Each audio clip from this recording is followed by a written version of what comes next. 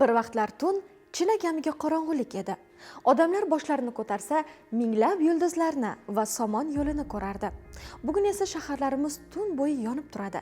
Ko'chalar, binolar, reklama ekranlari va avtoturargohlar osmonni keraksiz yorug'lik bilan to'ldirmoqda. Bu yorug'lik ifloslanishi. Dunyo aholisining 83% dan ortig'i yorug'lik bilan ifloslangan osmon ostida yashaydi. Insoniyatning 1/3 esa tunda o'z galaktikamiz somon yo'lini umuman ko'ra olmaydi.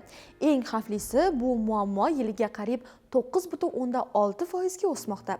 Bu sur'at karbonat angidrid miqdorining o'sishidan deyarli 5 baravar yuqori. Yorug'lik ifloslanishi sabab ko'riladigan zararlar raqamlar bilan ifodalaganda ko'p. Sun'iy yorug'lik faqat yulduzlarni yashiradi deb o'ylaysizmi? Adashasiz.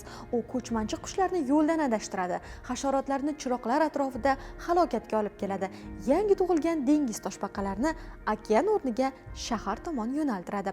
Tungi yorug'lik inson organizmining tabiiy ritmini ham buzadi. Melatonin ishlab chiqarilishi kamayadi, uyqu sifati yomonlashadi. Bu esa salomatlik uchun jiddiy xavf tug'dirishi mumkin. Tashqi yoritishga sarflanadigan energiyaning katta qismi ortiqcha yoki noto'g'ri yo'naltirilgani sababli behuda ketadi. Ammo bu muammoning yechimi juda oddiy. Chiroqlarni faqat kerakli joyda, kerakli vaqtda va kerakli miqdorda yoqish. Yorug'likni osmonga emas, yerga yo'naltirish. Ortiqcha reklama va bino yoritishlarini tunda o'chirish.